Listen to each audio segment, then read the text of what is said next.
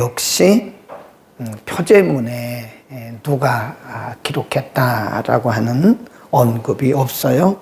그래서 후반부에 가면 기록자의 이름이 대부분 없다.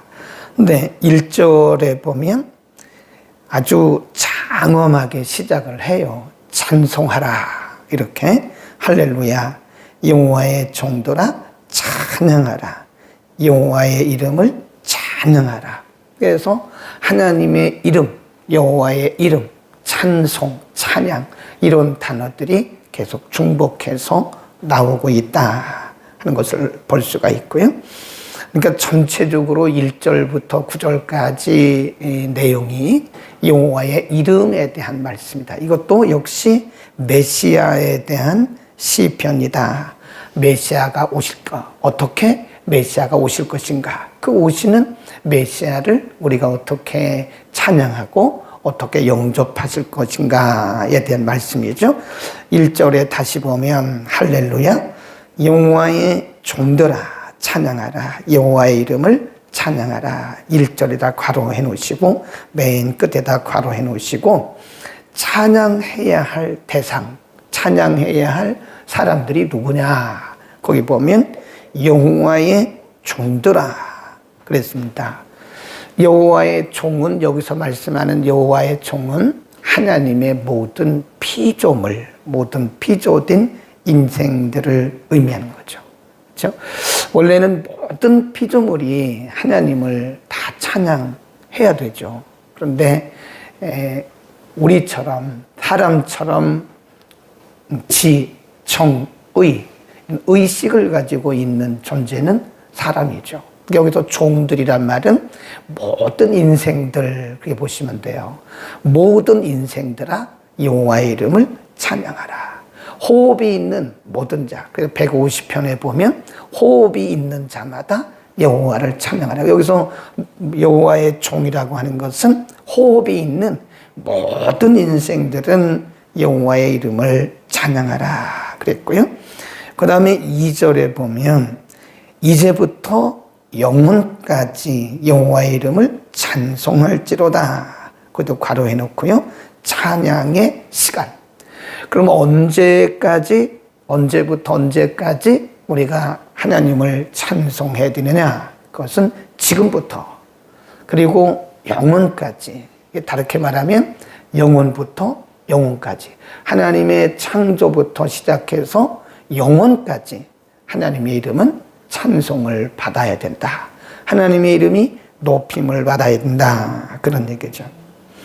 그 다음에 3절에 보면 해 돋는 데서부터 해 지는 데까지 여호와의 이름이 찬양을 받으실지로다 그랬어요.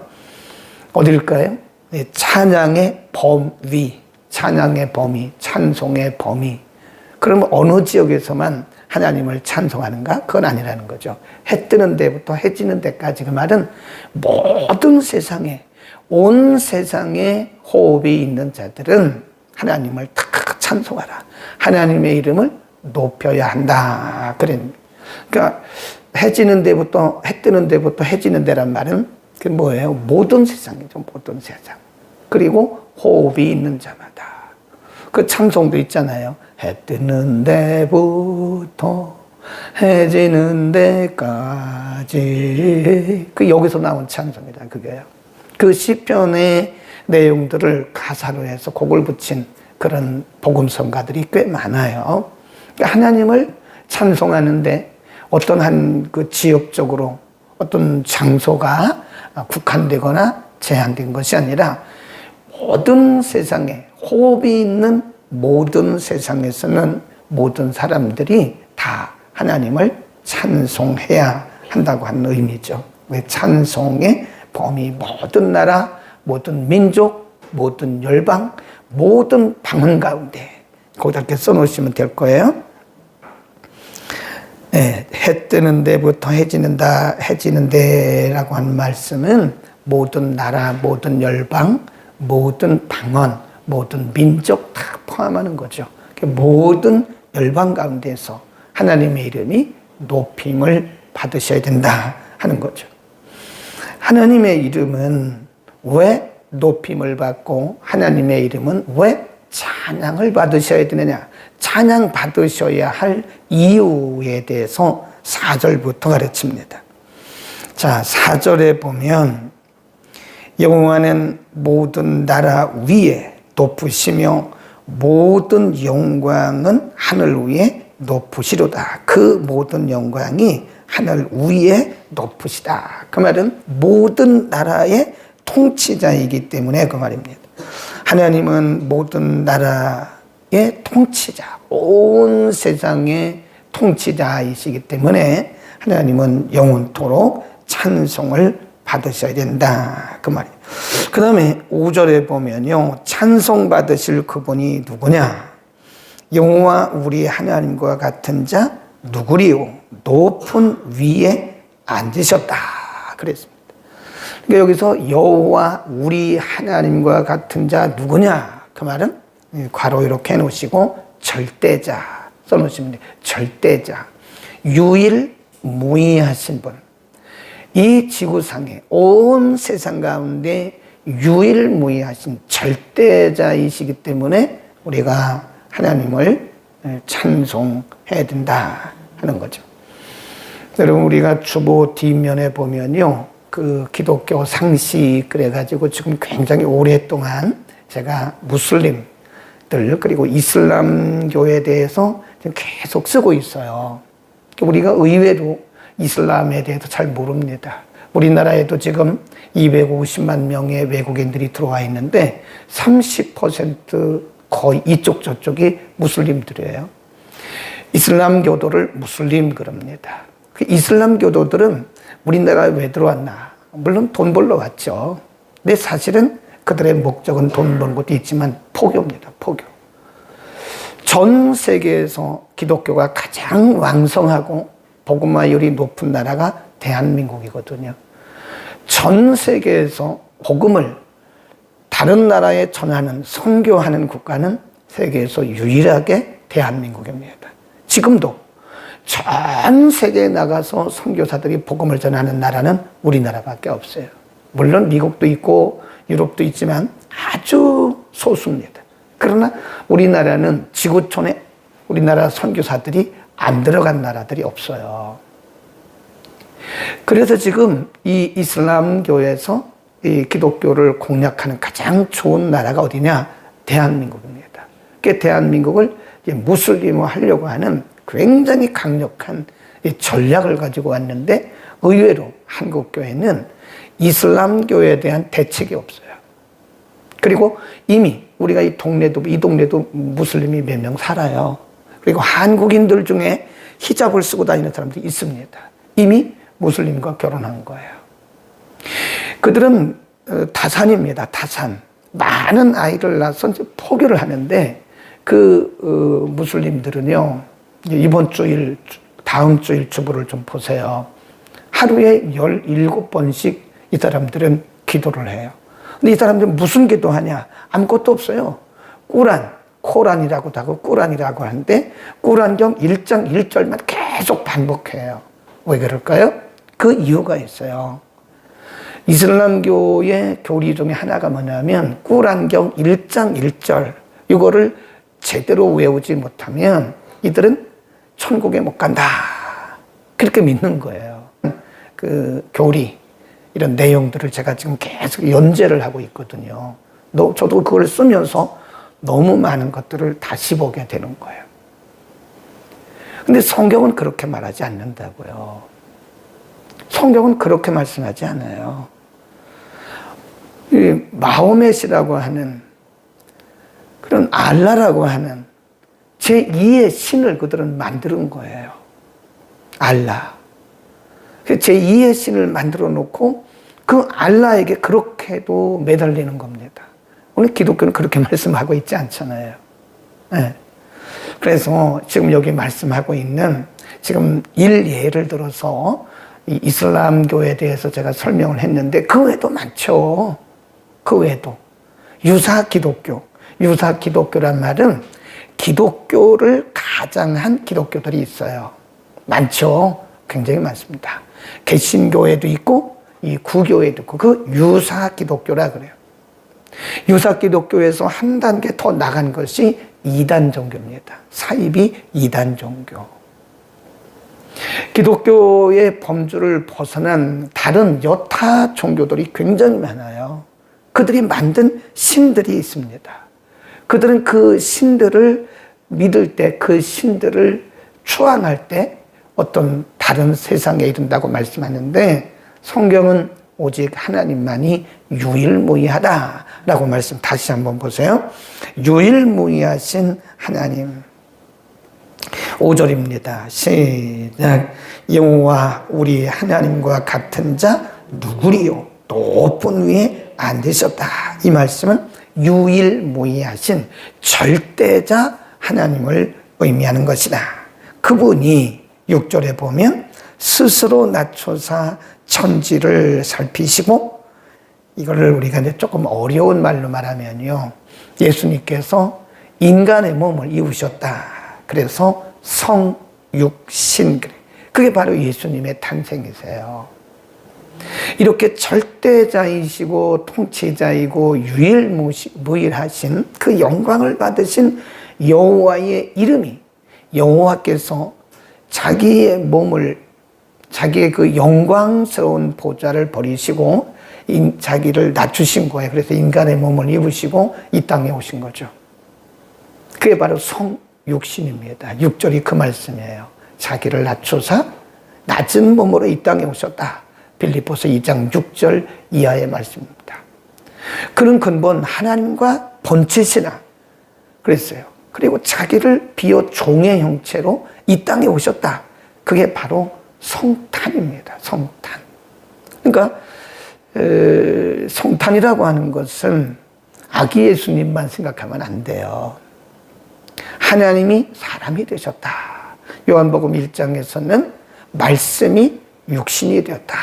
그랬습니다.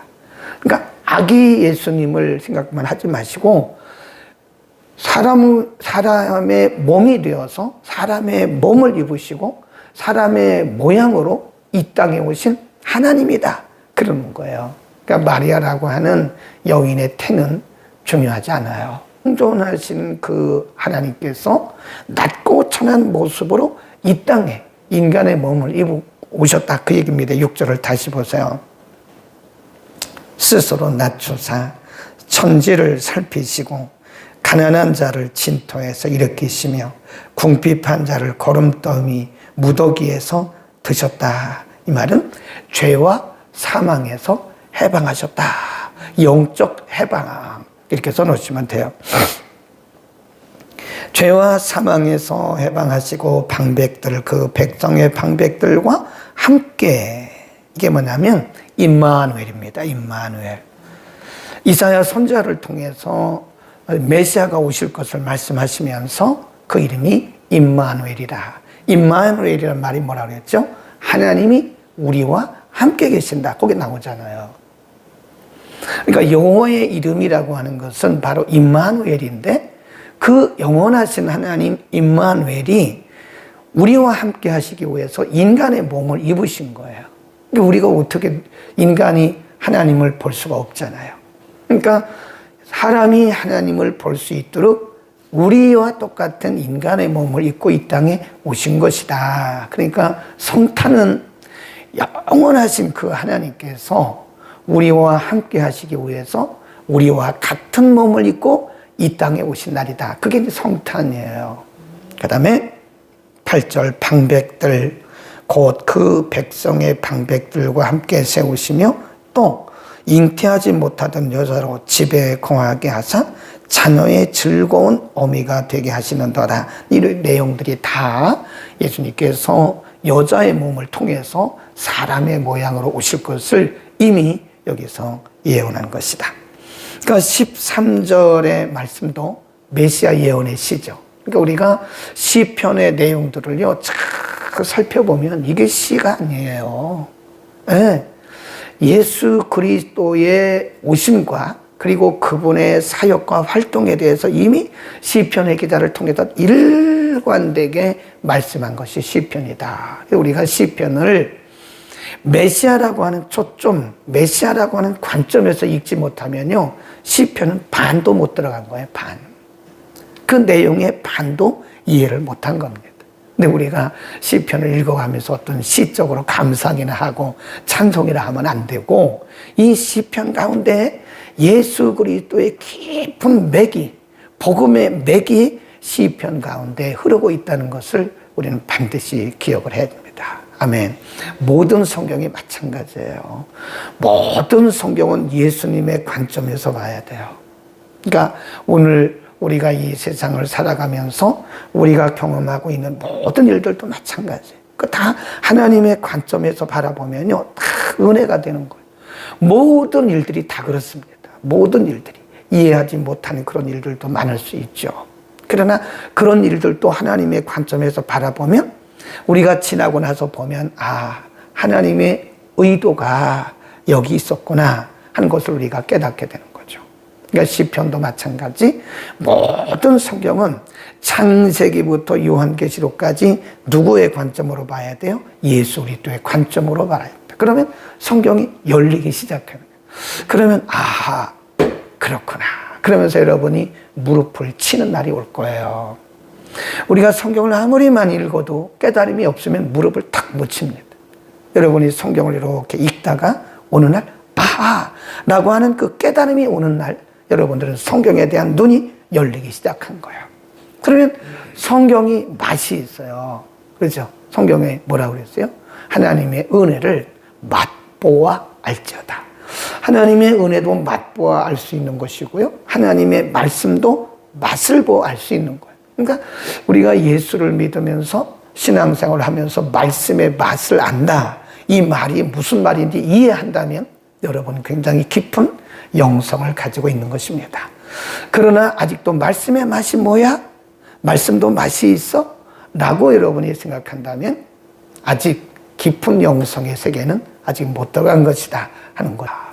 우리는 말씀의 맛을 음미할 수 있기를 바랍니다. 그래서 오늘 우리가 113편을 이렇게 상고해 보니까, 이런 뜻이 있었구나. 시편에도 이런 말씀이 있었구나 하는 것을 우리가 깨닫게 되잖아요. 오늘 성탄일에 우리는 우리와 같이 계시기 위해서, 우리와 같은 몸을 입고 이 땅에 오신 그 하나님, 아기 예수님만 생각하지 마시고, 물론 아기로 오셨지만 우리와 함께 계시기 위해서 우리와 같은 비천한 몸을 입고 이 땅에 오신 그 하나님이시구나 라는 것을 우리는 생각해야 된다는 거예요. 그리고 임마누엘, 나와 함께 하신 임마누엘, 우리 안에 그 예수 그리스도를 영접하지 않으면 의미가 하나도 없어요. 네. 우리 안에 임마누엘의 그 하나님, 임마누엘의 그 예수 그리스도를 우리 안에 영접하고 우리의 삶의 현장에 우리가 영접할 때, 그것은 진정한 성탄을 기다리는 것이고 성탄을 누리는 것이고, 그리고 우리가 다시 오실, 우리는 이제는 성탄에 매진하는 것이 아니라 성탄에 집중하는 게 아니에요. 우리는 이제 다시 오실 그 예수님을 기다리는 거예요. 그게 진정한 성탄입니다. 오늘 11시에 또 한번 성탄에 대한 말씀을 들읍시다. 기도하겠습니다. 걸어가신 우리 아버지, 온 나라, 온 백성, 온 열방, 온 방언 가운데서 높임을 받으실, 그리고 높임을 받으셔야 할 영원하신 하나님께서, 유일무이하신 영원하신 하나님께서 우리와 임마누엘로 함께 하시기 위해서 낮고 천한 종의 모습, 인간의 몸을 입고 오신 이날, 우리는 우리 마음속에 평생 우리의 주인으로 예수 그리스도를 모시게 하시고, 그리고 이제 다시 곧 오실, 다시 오실 우리 주 예수 그리스도를 기다리는 아름다운 믿음의 성도들이 되게 하옵소서. 슬기로운 다섯 처녀와 같이 기름 준비하고 늘 깨어 있어서 다시 오실 주님을 맞이하는 그날을 우리가 기대하게 하옵소서. 예수 그리스도의 이름으로 기도드립니다. 아멘.